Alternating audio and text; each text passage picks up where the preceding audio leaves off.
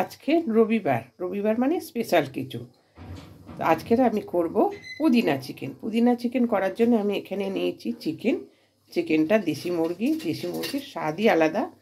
এখানে আছে আদা, রসুন, টমেটো, পেঁয়াজ আর কাঁচা লঙ্কা। আর পুদিনা চিকেনের জন্য পুদিনা পাতা নিয়েছি আর ধনিয়া পাতা দেবো পুদিনা পাতার সাথে। এগুলো আমি সমস্ত কিছু পেস্ট করে নেব। এখানে আমি পুদিনা পাতা আর ধনিয়া পাতা পেস্ট করে নিয়েছি।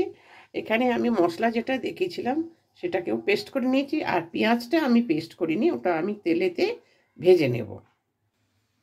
কড়াতে আমি তেলটা দিয়েছি, তেলটা গরম হয়েছে। এবার আমি ফোড়নটা দিয়ে দেব। প্রথমে আমি গোটা গরম মশলা দিয়ে দিলাম,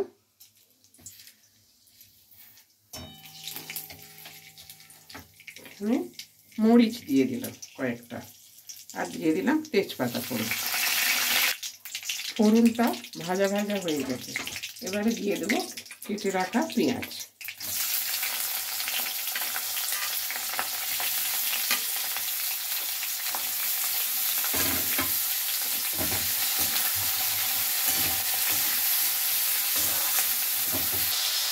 পেঁয়াজটা ভাজার সময় আমি অল্প নুন দিয়ে দিলাম, তাহলে একটু পেঁয়াজটা তাড়াতাড়ি নরম হয়ে যাবে।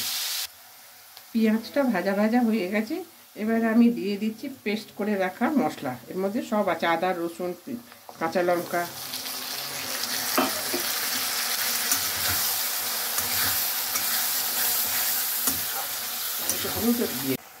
এবারে দিয়ে দিলাম একটু হলুদ গুঁড়ো।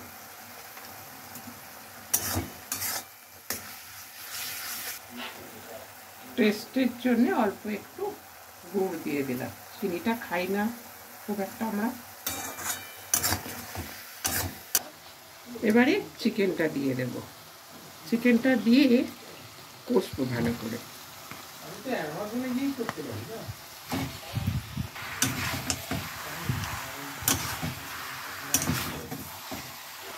এবারে দিয়ে দিলাম একটু লঙ্কার গুঁড়ো।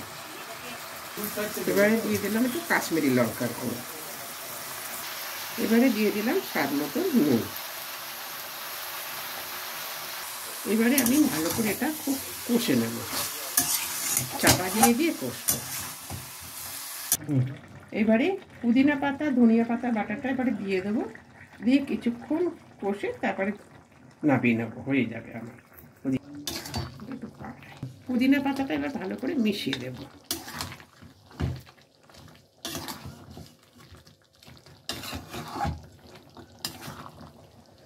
এবারে আমি চাপা দিয়ে দেবো।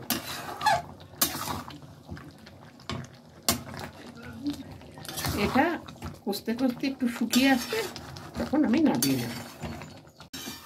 পুদিনা চিকেনটা হয়ে গেছে, এবারে আমি নামিয়ে নেব।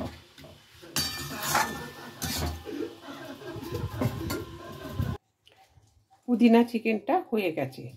আশা করি রেসিপিটা তোমাদের ভালো লেগেছে। রেসিপিটা ভালো লাগলে তোমরা একটা লাইক করো, কমেন্ট করো, শেয়ার করো, আর একটা সাবস্ক্রাইব করে আমাকে সাপোর্ট করো।